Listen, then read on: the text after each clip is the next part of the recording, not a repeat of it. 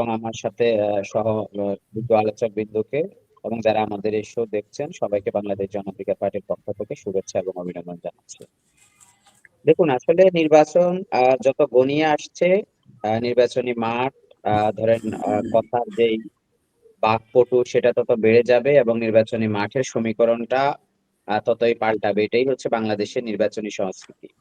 অর্থাৎ 12 তারিখে কি ফলাফল হবে সেটা কিন্তু 11 তারিখেও চেঞ্জ হয়ে যেতে পারে, আমি যদি ভুল না বলি, বা আপনার 11 তারিখ রাতেও চেঞ্জ হয়ে যেতে পারে। এটা হচ্ছে স্বাধীনতার পর থেকে বাংলাদেশের প্রত্যেকটা নির্বাচনের ধরেন এটাকে কিছু টার্নিং পয়েন্ট বলে। তো আমি মনে করি এখনো পর্যন্ত ধরেন এই পরপর 3টা বিনা ভোটে জাতীয় সরকার, জাতীয় নির্বাচনের পরে এই নির্বাচন কমিশন এবং এই সরকার এখনো পর্যন্ত যতটুকু করছে, আমি মনে করি যে নির্বাচনের মাঠ যথেষ্ট শান্ত আছে এবং যথেষ্ট নিরপেক্ষ আছে।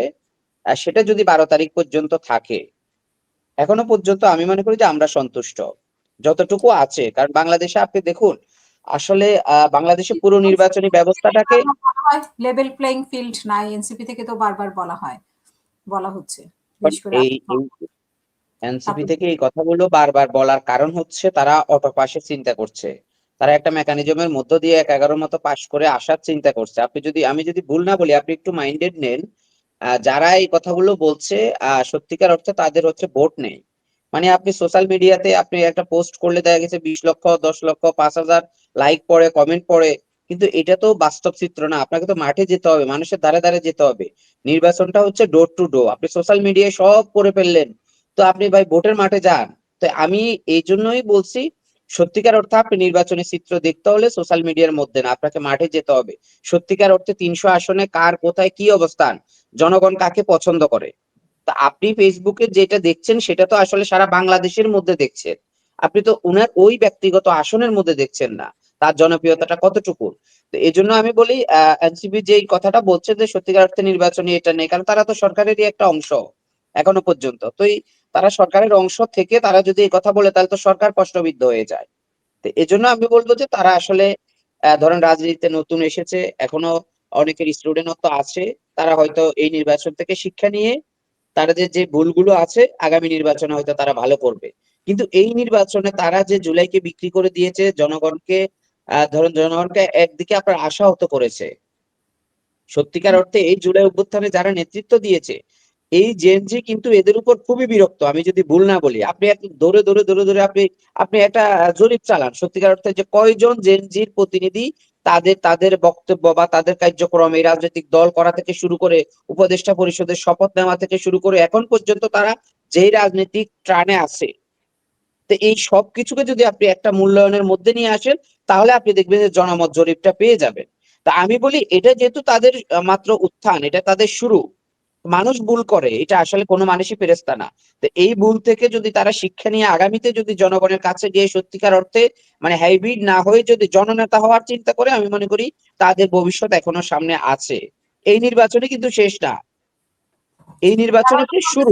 নির্বাচনে তারা এমপি হবে, মানে ডক্টর ইউনূসও তো বলতেছেন যে এমপি হবে, মন্ত্রী হবে, এবং নাহিদকেও দেখলাম যে আমরা জামাতের আমির বললো যে মন্ত্রী বানাবে যদি জিতে আসে। তো মন্ত্রী তো ছিল আপা। আপনি নিজেও দেখুন, আন্দোলনে ছিলেন সম্রাট, আপনি নিজেও আন্দোলনে ছিলেন, আপনি তখনও আমাদেরকে জুলাই আগস্টে আপনি তখন আমাদের সাথে যুক্ত হয়েছেন, আন্দোলনে ছিলেন। তো তাদের এত দিনে রাতে কিভাবে এত পরিবর্তন হয়েছে, আপনাদের কেন পরিবর্তন হয়নি? মানে আপনাদের আন্দোলনের সাথে তাদের আন্দোলনের পার্থক্যটা কি? দেখুন, আন্দোলনটা আসলে ধরেন আন্দোলনের সময় তো আমরা ধরেন আন্দোলন করি, সেটা হচ্ছে একটা যুদ্ধের সময় যুদ্ধ করি, কিন্তু সে যুদ্ধ শেষে আমার মোটিভটা কি, যুদ্ধের সময় আমি যে মনোভাব নিয়ে যুদ্ধ করেছি সেই মনোভাবে আমি আছি কিনা, নাকি আমার পরিবর্তন হয়ে গেছে। মানুষ তো এটা খুব করে খেয়াল করে। তো এই যে ধরেন আন্দোলনের সময় যে ব্যক্তিগুলো যেরকম ছিল, যে ত্রাণে কথা বলতো, যেভাবে তারা সত্যিকার অর্থে জনগণকে আশা দেখিয়েছে, আশার আলো জাগিয়েছে, এই জেনজি কে আমরা প্রতিফলিত করেছি। তো সেই জায়গা থেকে 5 তারিখের পর থেকে সেটা সত্যিকার অর্থে এই রেশিওটা নিচের দিকে, মানে আপনার ধরেন এই আগে ছিল ঊর্ধ্বমুখী, এখন এটা নিম্ন দিকে চলে গেছে। তো এটার কারণ হচ্ছে যে তারা ব্যক্তিগতভাবে আমি মনে করি যে তারা তো এমপি হওয়ার প্রয়োজন কেন, তারা তো এই সরকারের 3জন মন্ত্রী ছিল। তো সেই মন্ত্রণালয়গুলোতে তারা কি করেছে? তারা এমপি তো পরের কথা, তারা তো মন্ত্রী ছিলই এই সরকারে। হুম। 3জনই ছিল, একজন দুইজন না। এবং সেই তিনজন পুরো জুলাইয়ের অভ্যুত্থানটাকে পকেটে নিয়ে প্রতিনিধি হয়ে, নট অনলি এ ম্যান, বাংলাদেশের ইতিহাসে এত প্রভাবশালী মন্ত্রী কখনো ছিল না, কোনো দলের ছিল না। আসিফ নাহিদ এবং মাহফুজ যেরকম আপনার ধরেন পুরো জুলাইয়ের ক্যাডেটটা পকেট বন্দি করে তারা উপদেষ্টা পরিষদে গিয়ে মন্ত্রিত্ব শপথ নিয়েছে। শপথ নেওয়ার পর থেকে আপনি কি করেছেন? আপনার তো প্রথম, আমি যদি আপনার সফলতা ব্যর্থতা যদি কথা বলি, তাহলে আপনি যেটুকুন সময় মন্ত্রিত্ব ছিলেন সেই সময় আপনি কি করেছেন? আপনার বিরুদ্ধে তো ধরেন হাজার এলিগেশন, তো এতগুলো এলিগেশন থাকার পরেও আপনি জনগণের কাছে যাচ্ছেন, ভোট চাচ্ছেন, ভালো কথা, নির্বাচন করবেন। তো তাহলে আপনার তো উপদেষ্টা পরিষদে আমি মনে করি যাওয়াটাই ভুল ছিল, আবার সেখান থেকে ব্যাক করে নির্বাচনে আসাটাও ভুল ছিল। অর্থাৎ এই দলটা শুরু হয়েছে ভুলের মধ্য দিয়ে, শেষও হবে ভুলের মধ্য দিয়ে। যদি তারা পরে যদি তারা এই ভুল থেকে শিক্ষা নেয় তাহলে পাবে। আজকে দেখুন বাংলাদেশে অনেকগুলো রাজনৈতিক দল আছে, আমি যদি ভুল না বলি, ছোট বড়, স্বাধীনতার পক্ষে বিপক্ষে, এই জুলাইয়ের পক্ষে বিপক্ষে, ইসলামের পক্ষে বিপক্ষে অনেকগুলো রাজনৈতিক দল আছে। তো এই রাজনৈতিক দলগুলোর মধ্য থেকে আপনি ধরেন জামাত এবং বিএনপি, এই বড় দুইটা জোটের নেতৃত্বে, বড় দুইটা দলের নেতৃত্বে দুইটা রাজনৈতিক জোট হয়েছে, ভালো কথা। আপনি তাদের দুইজনকে বিটিভিতে জাতির উদ্দেশ্যে বক্তব্য রেকর্ড করার জন্য মনোনীত করেছেন সরকার বা বিটিভি কর্তৃপক্ষ, ওকে, আমরা ওয়েলকাম জানাই। কিন্তু আরো যে দুইজনকে নিয়েছেন তাদেরকে কোন প্রটোকলে নিয়েছেন? আজকে যে একজন সদ্য ভাষণ দিয়েছে তিনি কোন প্রটোকলে দিয়েছে? তো এটা তো মানে তারা তো মানে জনগণের কাছে হালকা হয়ে যাচ্ছে সত্যিকার অর্থে। জাতির উদ্দেশ্যে নাহিদ ইসলাম ভাষণ দেওয়ার কি যোগ্যতা রাখে আপনি বলুন না? কারণ তারা তো একটা জোট আছে, তাদের জোটের শীর্ষ নেতা হচ্ছে জামাতের আমির, উনি বলবেন কথা। এনসিপি তো ওই জোটের শীর্ষ নেতা না, মামুনুল হক সাহেব তো ওই জোটের শীর্ষ নেতা না। তো তাদের বক্তব্য কেন বিটিভিতে রেকর্ড করাবো? অন্য দলগুলো কি অপরাধ করেছে? সেখানে গণ অধিকার পরিষদ আছে, আমাদের জন অধিকার পার্টি আছে, বিভিন্ন দল আছে, বিপ্লবী ওয়ার্কার্স পার্টি আছে, জুনাইদ সাকি আছে, তার অবদান এই জুলাই আন্দোলন কি কম কোনো অংশে? তা আপনি নাহিদ ইসলাম তো যদি এককভাবে থাকতো তাহলে আপনি তাকে আনেন, কিন্তু সে তো একটা জোটের মধ্যে আছে।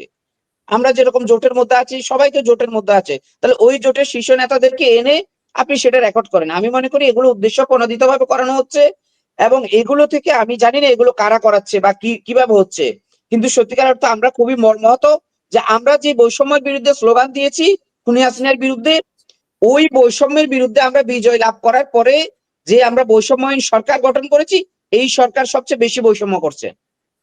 অর্থাৎ সরকার একটা পক্ষ নিয়ে নিয়েছে বরাবরের মতো, একেবারে যেদিন শপথ নিয়েছে সেই দিন থেকে রেজাল্ট রেজাল্ট পর্যন্ত এটা টিকবে যে এই পক্ষপাতিত্ব সরকারের, যে আজকে একেবারে একেবারে সরকার একটা উদ্দেশ্য নিয়ে এখনো পর্যন্ত একটা পক্ষর আমি মনে যদি ভুল না বলি, সরকার একটা পক্ষকে সাপোর্ট করে যাচ্ছে। তা না হলে নাহিদ ইসলাম কোন যোগ্যতায় আপনি সেখানে বিটিভিতে এই ভাষণ রেকর্ড করবে?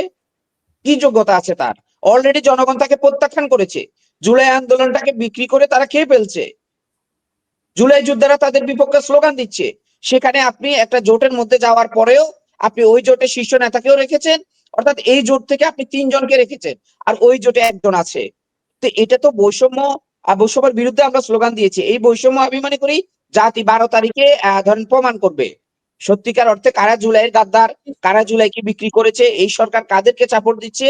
যদি অবাধ সুষ্ঠু নিরপেক্ষ একটা নির্বাচন হয়, আপনি দেখবেন যে নির্বাচনের পরে খুনি হাসিনা যেরকম একটা রেজিম চেঞ্জ হয়ে গেছে 5 তারিখের পরে, এই নির্বাচনের পরে একটা রেজিম আবার চেঞ্জ হয়ে যাবে।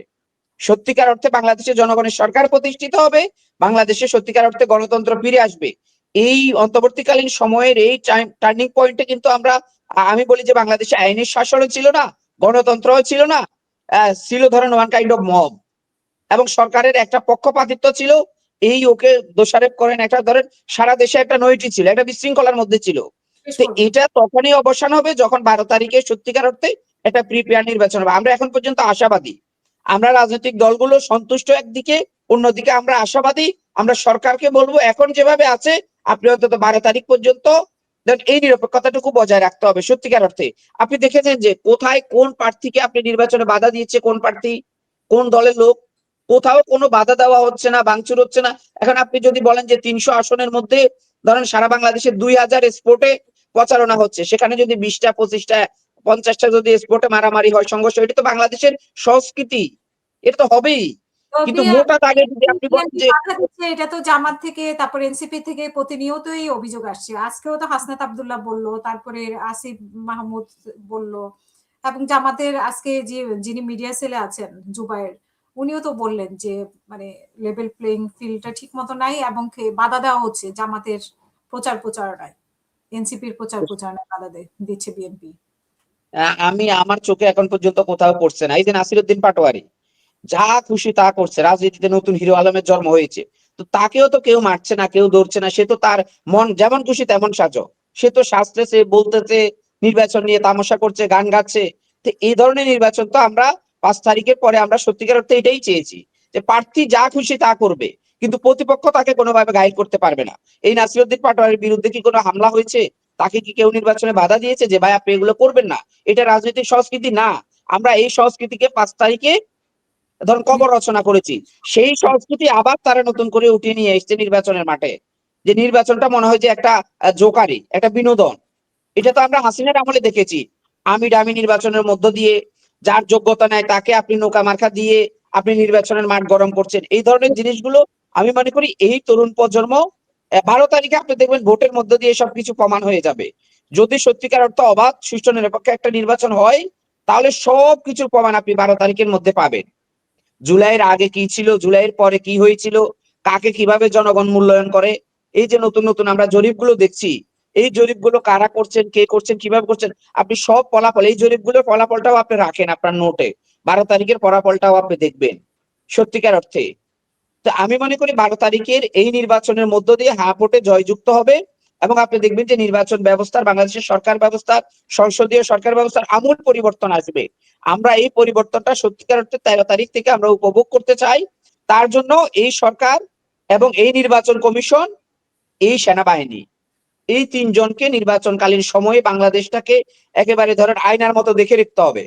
তা না হলে কিন্তু আপনার সন্ত্রাসীরা উৎপেতে আছে, পরাজিত শক্তি কিন্তু উৎপেতে আছে।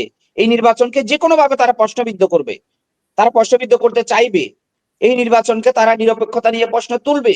কিন্তু আমি মনে করি আমাদের নির্বাচন কমিশন, আমাদের প্রধান উপদেষ্টা, আমাদের সেনাবাহিনী প্রধান যদি সত্যিকার অর্থে বলে যে এই নির্বাচন অবাধ সুষ্ঠু নিরপেক্ষ নির্বাচন হবে, তাহলে আমি মনে করি তারা সব বেসে যাবে। 12 তারিখে জনগণের ব্যালটের মধ্য দিয়ে গণতন্ত্রের বিজয় হবে, আমাদের জুলাইয়ের পক্ষে শক্তির বিজয় হবে, গণভোটে হ্যাঁ জয়যুক্ত হবে। এই দেশের সত্যিকার অর্থে সংস্কারগুলো এক এক করে দেখবেন যে আপনি এই সংস্কারগুলো হতেই থাকবে। শুধু এই সরকার 18 মাসে যে সংস্কার করেছে, নির্বাচিত সরকার 2 মাসের মধ্যে সেই সংস্কার করবে। মানে 18 মাসে বাংলাদেশে যা হয়েছে 2 মাসের মধ্যে তার থেকে বেশি হবে। আমরা সেটা আশাবাদী, এবং আমরা বড় রাজনৈতিক দলগুলোর মধ্যে সেটা লক্ষ্য করতে পারছি যে তারা সবাই জুলাই সনদকে ধারণ করে, জুলাইকে ধারণ করে বাংলাদেশে ইতিবাচক ধন্যবাদ রাজনীতির যে চর্চা। আপনাকে আবার।